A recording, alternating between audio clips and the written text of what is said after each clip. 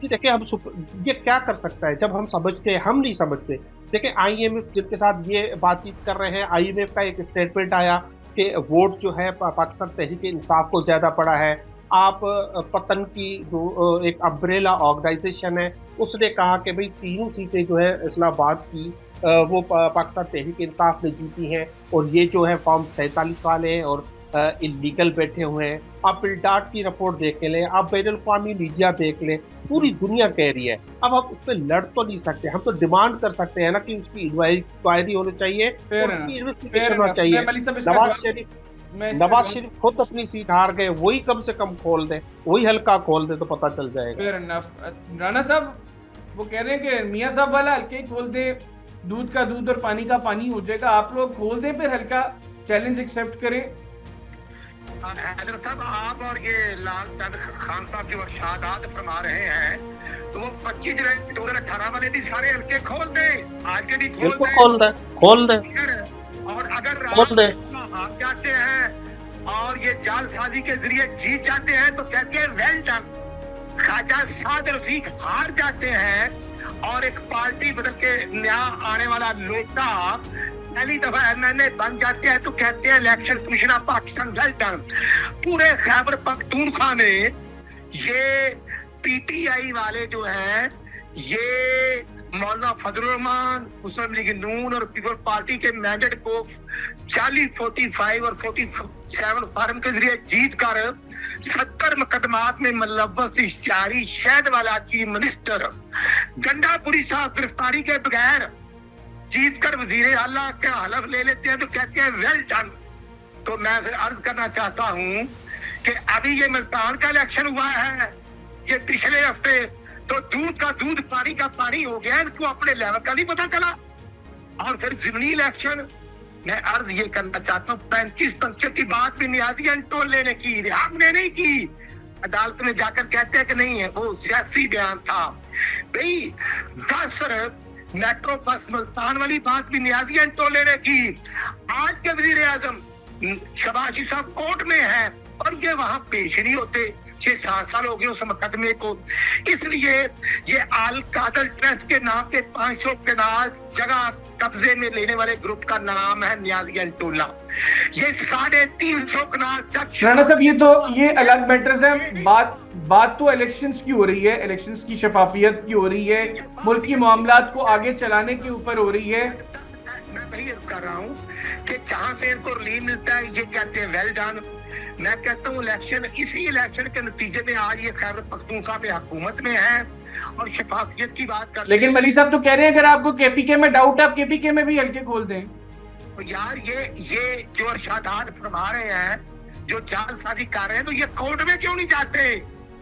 अगर कोर्ट में मेरे हल्का कोर्ट में भी गए बात नहीं हो सकते तो कोर्ट का रास्ता किसने रोका? तो ये तो गए हुए कोर्ट में नहीं आता।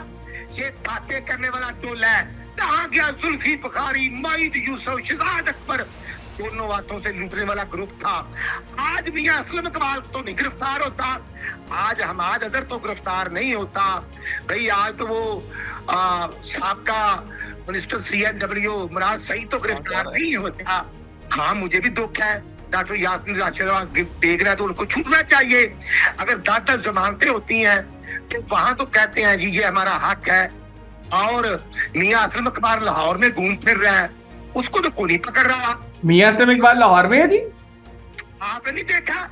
उस समराबाद शादी की तकरीर में नहीं आया था? पूरे मीडिया को पता है, पूरा मीडिया वहां पर इनवाइटेड था। इसलिए मैं कहता हूँ ये पीटीआई वाला वो फितना ग्रुप है जो जनरल पाशा, जनरल ज़हीरुल-इस्लाम के कांधों पर चढ़ के आता है और फिर पाकिस्तान में आकर तबाही बर्बादी फैलाने वाले ग्रुप का नाम है 10 अप्रैल 2022 को क्या हुआ था? कौमी असम्बली टूट गई, वो दांतों वाला डॉक्टर और वेल डन तोड़ दे। कहाँ गया? आज तक किसी को साथ देना पड़ा। 65 रुपए पेट्रोल था 2017 में, 50,000 का एक तोला जेवर था, 28 रुपए किलो चीनी थी। तो ये तोला ही आज लेकर आया यहाँ तक तबाही और बर्बादी। चले आप मुझे कंक्लूजन की तरफ जाना है, पहले राणा साहब मैं आपसे ही पूछ लेता हूँ, आप बताएं अब वे फॉरवर्ड क्या है? मतलब इसी तरीके से इल्जाम तराशियां होंगी दोनों एंड से, या आप लोग अवाम के बारे में कुछ सोचेंगे और अवाम के बेहतर मुस्तकबिल के लिए कुछ थोड़ा सा पॉजिटिव रिएक्ट करना शुरू होंगे? जी अल्हम्दुलिल्लाह, मोहम्मद नवाज शरीफ की क़यादत में शहबाज साहब प्राइम मिनिस्टर बने हैं, मरियम नवाज साहब पंजाब में चीफ मिनिस्टर है। अल्हम्दुलिल्लाह मरकज और सूबों में अल्हम्दुलिल्लाह रिलीफ मिल रहा है। डॉलर अल्हम्दुलिल्लाह बेहतरी की तरफ जा रहा है।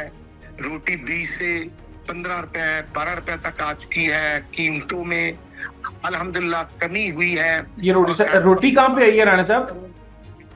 मैं समझता हूँ सऊदी अरब, चाइना, यूएई जो है वो अल्हम्दुलिल्लाह हमारे साथ जो MOU साइन हुए हैं, हम बेहतरी की तरफ जा रहे हैं। और इसमें मैं जरूर कहूंगा, नहीं तो पॉलिटिकल स्टेबिलिटी कैसे आएगी? Chief army staff Syed Asim Munir साहब का भी इसमें बड़ी कंट्रीब्यूशन है। हम अगर चीफ मिनिस्टर गंडापुरी साहब मीटिंग में आते हैं, हम उनको इज्जत देते हैं, बैठकर बात होती है। और PTI ने 3 लोगों को डेलीगेट किया था मीटिंग के लिए, लेकिन फिर वो कहते हैं कि हम पॉलिटिकल लोगों से नहीं करेंगे, हम तो किसी और से करेंगे। और फिर वो उनको मीर जाफर भी कहते हैं, मीर सादिक भी कहते हैं, और जो शोधा कोटा हो जनरल सरफराज साहब तो फिर उनको कुछ और नाम देते हैं। इसलिए मैं कहता हूँ ये मोदी के एजेंडे पर अमल पैरा है। ये 24 करोड़ आवाम के लिए नहीं, हम हाजिर हैं।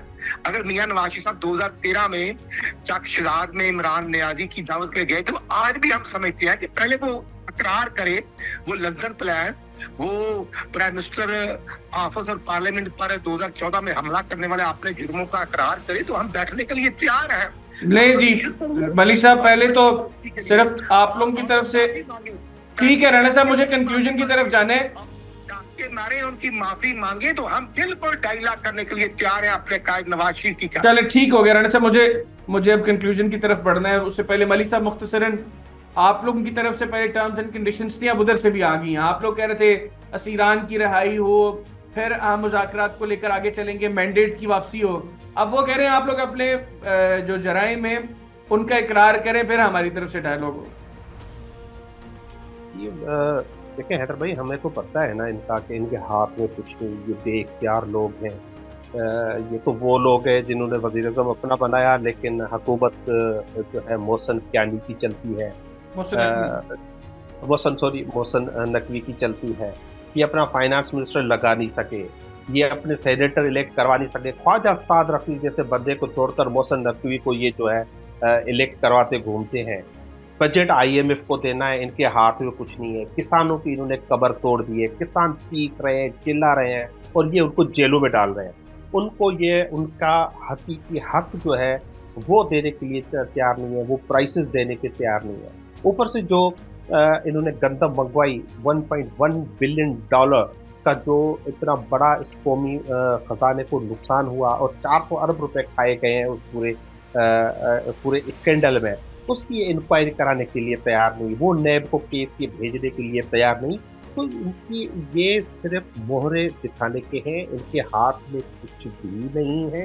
मैं तो समझता था कि पार्टी में होशियार लोग होंगे, लेकिन मुझे आज यकीन हो गया कि राना मोहम्मद अशर साहब जैसे भी होशियार लोग बैठे हुए हैं, जो नवाज शरीफ और शहबाज शरीफ में भी बढ़ चढ़ कर जो है वो मुतालबात कर रहे हैं।